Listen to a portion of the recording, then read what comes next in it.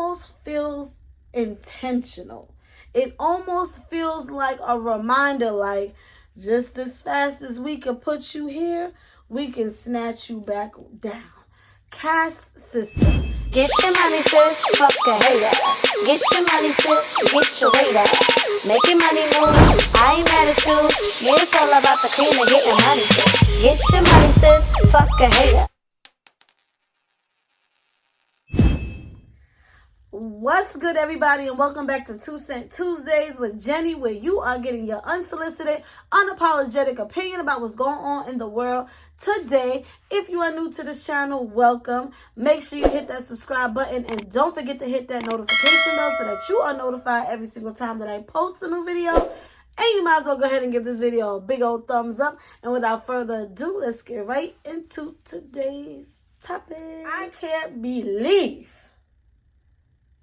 we are 6 days in to Black History Month, and there is so much shenanigans. A daycare is under fire because a teacher decided it would be okay to have the only Black child in her classroom, 2 years old, reenact Rosa Parks getting arrested. They even went as far as to have a little white boy restrain her as if he was arresting her, and they even took her little fingerprints using the finger paint, and they had the nerve to post it on their website like as if they did something good. It's been a mess. Now, this past weekend, the annual Grammy Awards came on, and there has been a lot of talk, and most of it not for the good. And at this point, are we even surprised that there is so much controversy when it comes to Black artists and the Grammys? Let's get into it, though. Many categories that include Black artists have never been televised on the actual live broadcasters, such as Rap Album of the Year, which the rapper Killer Mike won this year, on top of 2 other Grammys, Rap Song of the Year and Best Rap Performance. 3 awards in total. And the night ended with him being arrested on a battery charge.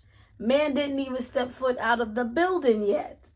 Beyonce, who has probably the most Grammys ever, 32 Grammys, if not 50, I don't know, she got a lot, still don't win Album of the Year. Her husband, Jay-Z, decides to use his moment for his acceptance speech to say this. How far we've come with Will Smith and them, Jazzy Jeff and the Fresh Prince, winning their first Grammy in '89 and boycotting because it wasn't televised.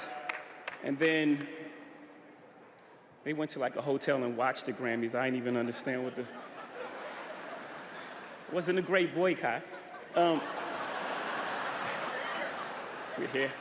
But then, '98, I took a page out of their book. I was nominated for the Best Rap Album, and DMX had dropped 2 albums that year. They both were #1. Shout out to DMX. And he wasn't nominated at all. So I boycotted, and I watched the Grammys. I'm just saying, we want y'all to get it right. We love y'all. We love y'all, we love y'all. We want y'all to get it right, at least get it close to right. And obviously it's subjective. Y'all don't gotta clap at everything. Obviously it's subjective because, you know, it's music and it's opinion based, but, you know, some things, you know, I don't wanna embarrass this young lady, but she has more Grammys than everyone and never won Album of the Year. So even by your own metrics, that doesn't work.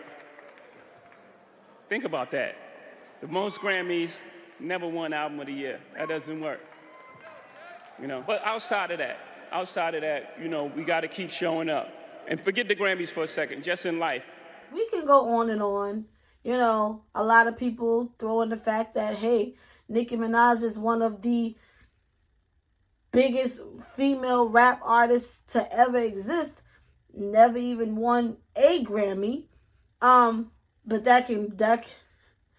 But to be truthfully honest, that could be a whole lot of reasons why that never happened. But at this point, when it comes to the Grammys and Black artists, And do we dare still support this award show? Do we still attend? Do we still watch? Is it time we start going where we are celebrated instead of tolerated? What do y'all think? Let me know in the comments down below, and I'm going to go ahead and drop my 2 cents in on the situation. I'm going to be quite honest. I haven't watched the Grammys in God knows how long. It's been a very long time since I watched the Grammys.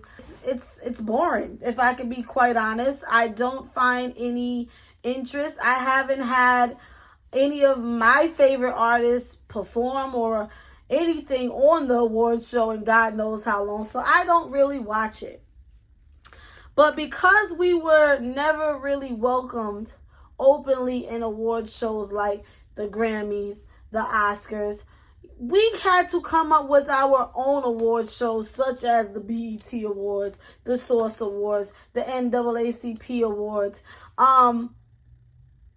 Because as always, we had to celebrate ourselves in our own way, because it was never a very welcoming feeling from these award shows. A lot of people would say, the hell with them. Who cares about awards? It doesn't make you or break you. You're still a great artist. You're still a great actor. Boycott. Don't show up. We have to stop watching. And a part of me would agree, but I have to be honest, we can't give up. We can't give up. And I know no one wants to be in a room where you are only being tolerated because they have to be inclusive. But at the same time, if our leaders some generations ago would have gave up on fighting for our rights, we wouldn't be where we are today. And of course, not comparing, music and film to fighting for civil rights and human rights. But at the same time, it's still a fight. It's always a fight to be in these rooms with these people. Whether we like it or not, these accolades matter. I know it may seem like, oh, it's just an award. It's not a big deal. Who cares? They should boycott. They should this. They matter. You are an Oscar award-winning actor or actress, or you're a Grammy award-winning artist. That is cha-ching, cha-ching. That opens doors for you that you could never imagine. So they do matter whether we think so or not. So, of course, these artists, these Black artists, want to be included. They want to win these awards. They want to feel like my work is deserving to be rewarded. They're not doing it just because. You understand? So you can attend the award show. You can even accept your award, but use your platform wisely, such as Jay-Z did. And I'm pretty sure Killer Mike did too, but of course they never will televise it, so we would never really know what he said. But it's like, in these spaces, it is sometimes so scary obvious how, we are rewarded something, but reminded at the same time to stay in our place. Here it is, this man won 3 awards. 3 awards. Killer Mike been in the game for a minute, but he's not a big mainstream artist who raps about the typical stuff that everybody listens to today. So to see his work get rewarded in such a way, and then to turn around and get arrested the same night, it almost feels intentional. It almost feels like a reminder, like, just as fast as we can put you here, we can snatch you back down. Caste system. It's alive, and it's in our faces every day, and we're not paying attention. Please go see that movie Origin. It is so important. Please, if you are a reader, go get the Caste System book written by Isabel Wilkerson, because it will tell you all about the caste system. It's so, like, that moment with Killer Mike was so obvious and so deliberate. And I could be wrong. It felt intentional. It felt like it was planned. Give him these awards, but don't let him forget what can happen to him. Keep him in line. Keep him in his place, and letting him know you're not as big as you think you are. because we can snatch it back that quick. It's giving jukebox at this point. If you watch Raising Kanan, you know what I'm talking about. Queen B, y'all know I'm part of the Beehive. Buzz, okay? Do I feel like she deserves Album of the Year? Hell yeah. I don't know so much about this album because I'm not gonna lie, I didn't really listen to this album. For Lemonade though, I never understood how she didn't get a Album of the Year for that. But at the same time, she has tons. And I get it. It's like, yeah, but she does deserve this. Why does this artist always get that particular? You understand what I'm saying? It's just frustrating that we still in 2024 have to have these same conversations. We are battling the same fight. It's going to be a never-ending battle. And this is why I feel like we can't give up and we can't give in. I once heard someone say the worst thing they could have ever done to black people was get rid of segregation. And sometimes it makes me wonder, like, would life have been better for us if we remained separate? And I know that sounds harsh, but at the end of the day, when we were separate but equal, there were black businesses thriving. There were black families thriving, wealthy, doing very well for themselves. Neighborhoods filled with amazing black families, middle-class families doing what needed to be done. And they had to remind us that, hey, we're allowing you to live this life, but we can take it. Tulsa, Oklahoma, the Tulsa Race Massacre, Lake Lanier, Seneca Village, which we now know as Central Park, Rosewood, Florida. These were all black towns that were thriving and doing well and were destroyed by the others. I don't believe anything's a coincidence. I don't believe things just happen. And trust and believe a lot of things are done intentionally. May not happen for our generation, may not even for the next, but at some point in time, I would like to believe that everybody can live peacefully and that black people can finally be treated the way we are supposed to be treated.